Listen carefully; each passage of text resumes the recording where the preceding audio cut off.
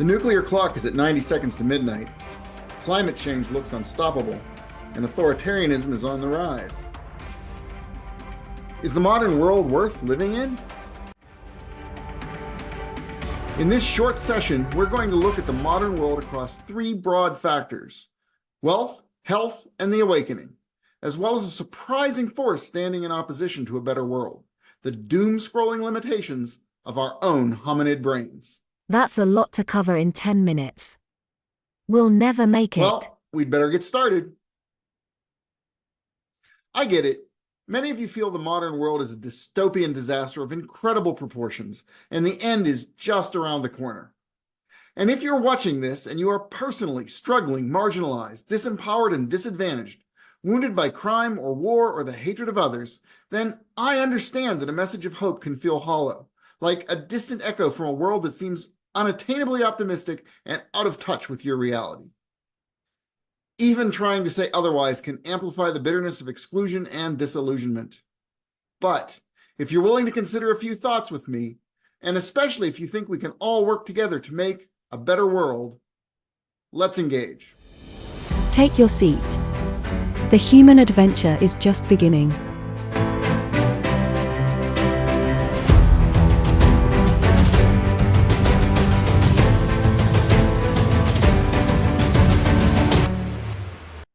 What is wealth? Wealth is the accumulation of valuable resources and assets. While it might seem a soulless measure to many, wealth is nevertheless a useful yardstick to measure how the world is doing.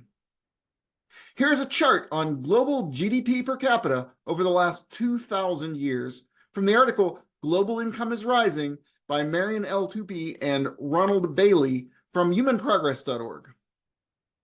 Since the Industrial Revolution, humanity has made over twice as much progress in 100 years as it did in the previous 1,800 years, raising the global GDP per capita at an astonishing pace.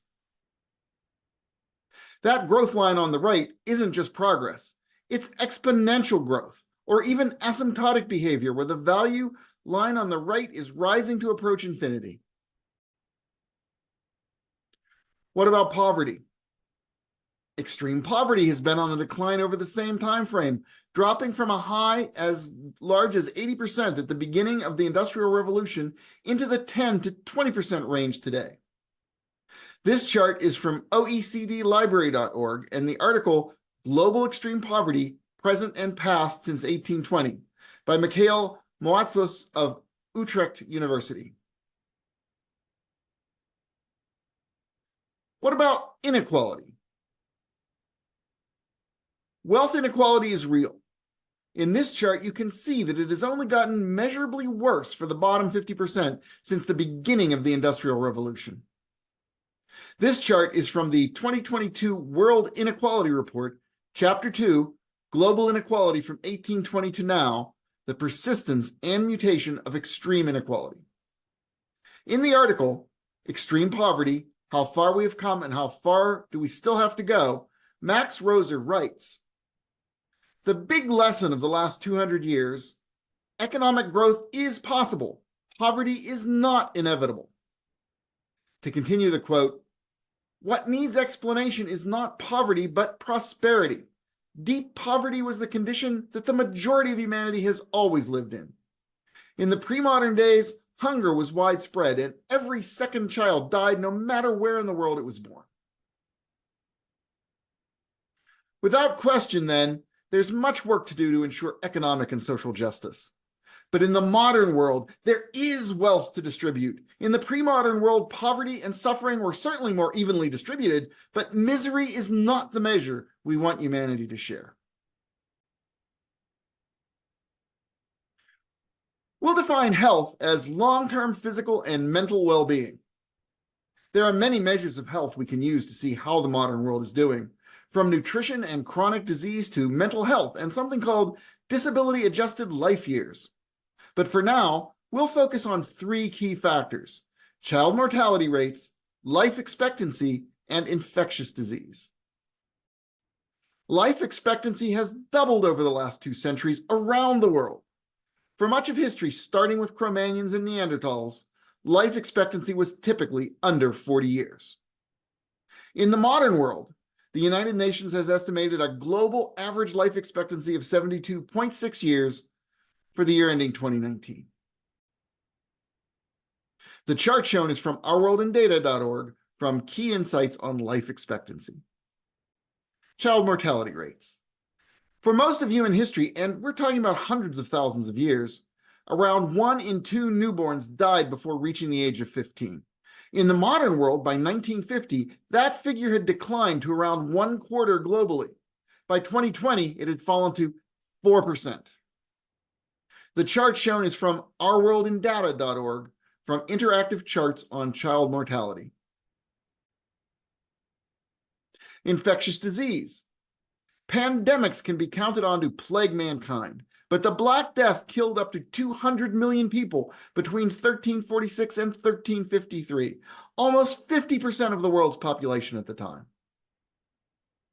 The Spanish flu killed more than 21 million people between 1918 and 1920. Only 1.05% of the 2 billion people on Earth at the time. And the COVID pandemic, at the highest estimates I could find, killed about 15 million, which is 0.1875% of today's 8 billion human population. Do you see a trend? With 8 billion people on a crowded planet, we're still managing to fight back the death rate of infectious disease. The chart shown is from ourworldindata.org, childhood deaths from the 5 most lethal infectious diseases world. Of course, the total story of world health is uneven and more complex than a short video can cover, yet we have to remember that the world has always been plagued by disease. But only in the last century or so, out of the many millennia before it, have we begun to fight back effectively. Not only has modern medicine not reached its limit, it is only now entering the equivalent of its own atomic age, with gene editing, AI-enhanced research, and nanomedical technologies. By the awakening, I'm not specifically referring to today's woke gestalt, but that's a part of it. I'll start with the Age of Enlightenment, or the Age of Reason, that intellectual and philosophical movement that dominated the world of ideas in Europe during the 17th and 18th centuries.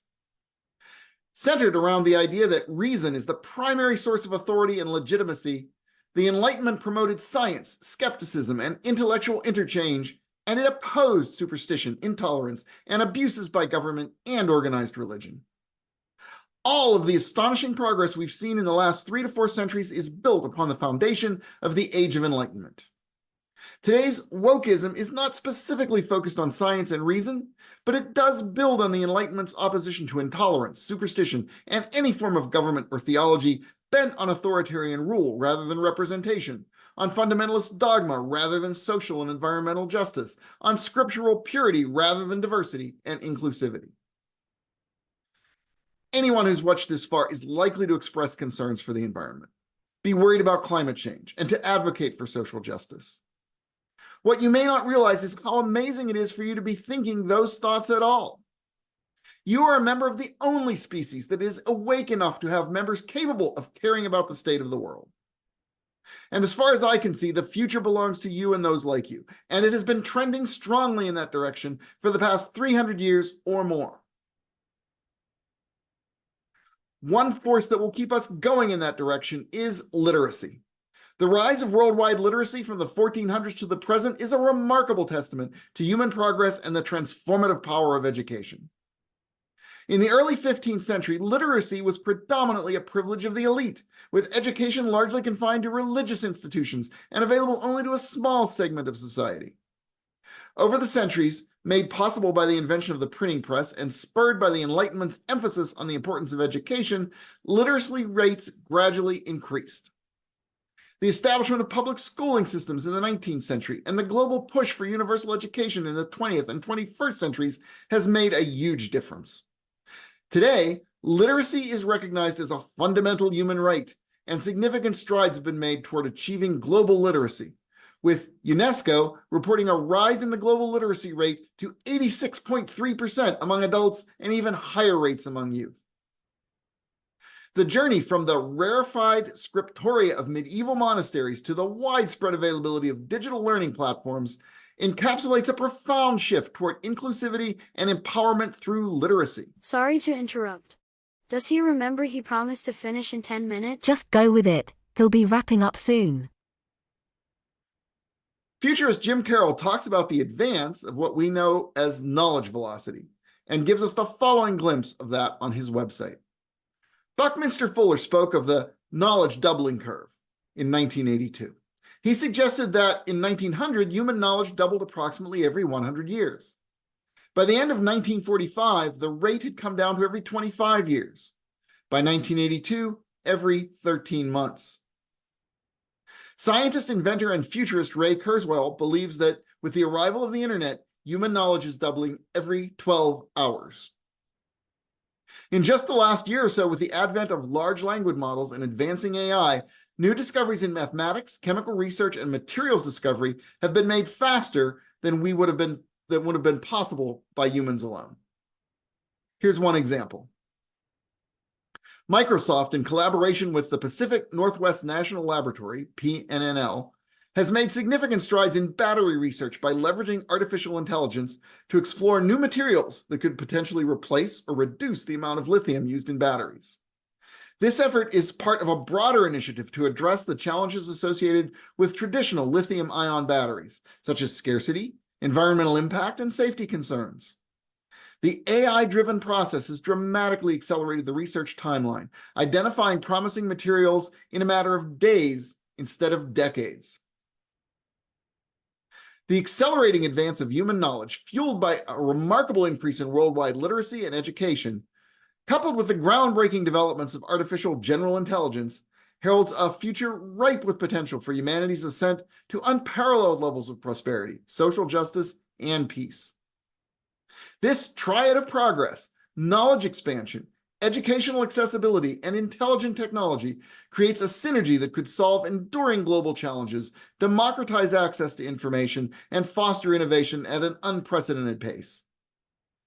Literacy and education lay the groundwork for informed citizenship and equitable opportunity, serving as catalysts for socioeconomic mobility and reduction of disparities. Meanwhile, AGI promises to transcend human cognitive limitations, offering solutions to complex problems that have long eluded us, from climate change to disease eradication.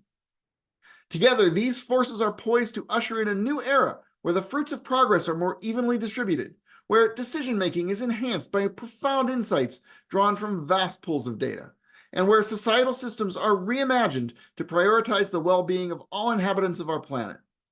In this vision of the future, humanity stands on the cusp of realizing its most aspirational goals, leveraging the collective intelligence of both human and artificial minds to forge a world marked by fairness, abundance, and peace.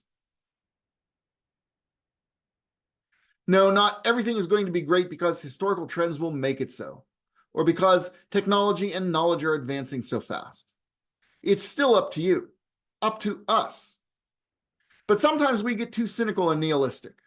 Progress doesn't happen on our timeline, or we see the challenges before us or the failures that set us back as impossible to overcome.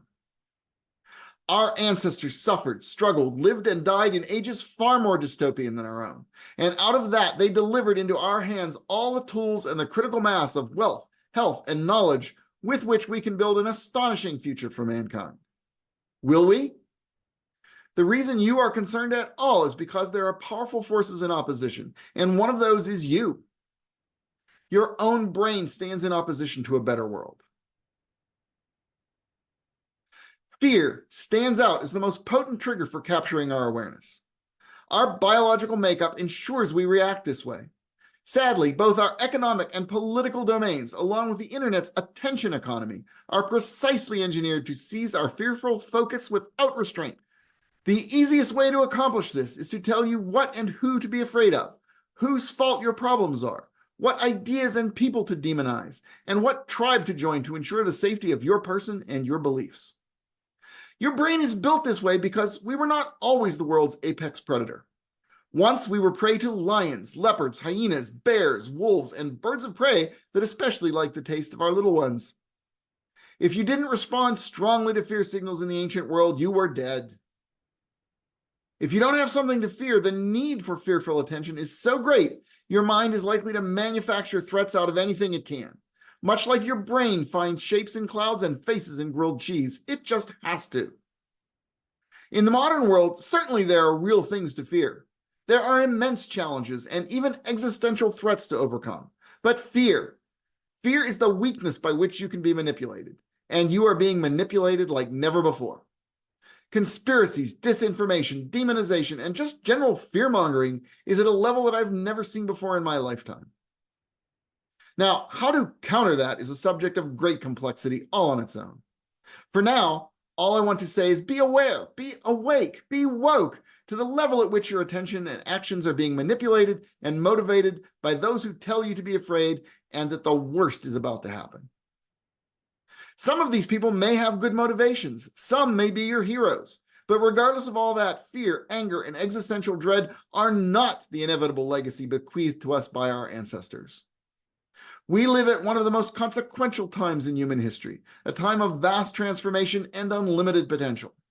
In this transformative era, we stand at the precipice of immense change, with the power to shape our future and the world for the better. Each of us holds the agency to make meaningful contributions, turning despair into hope and action. By engaging with our communities, innovating for sustainability, and advocating for justice, we can carve pathways to a future that benefits us all. This moment in history is not just about survival, it's an opportunity to thrive, create, and inspire a legacy of progress and inclusivity for generations to come. It's this simple. The human adventure is just beginning. Let's start here and see what the next 300 years will bring. That's all for today. Together, let's embark on a journey to discover our passions, uphold truth, embrace humility, and spread kindness. Together, we can create a welcoming future for everyone. Hey, DreamForge Magazine is a science and fantasy fiction magazine founded on the idea that the human adventure is just beginning. Our stories aren't about apocalypse, doom-scrolling, or dystopia. Speculative fiction should be the literature of hope, genius, determination, and ideas. And that's what you'll find in our pages. We often use the tagline, "In all worlds and times, our tales revolve around those individuals and groups who bring meaning and value to the world, whose actions are of consequence, and whose dreams are the vanguard of things to come." If you love science fiction and fantasy, don't miss out. Support us at the digital or print level on Patreon or at our website. Links will be in the description. A few dollars a month from you helps bring great stories to life. Until next time, bye-bye.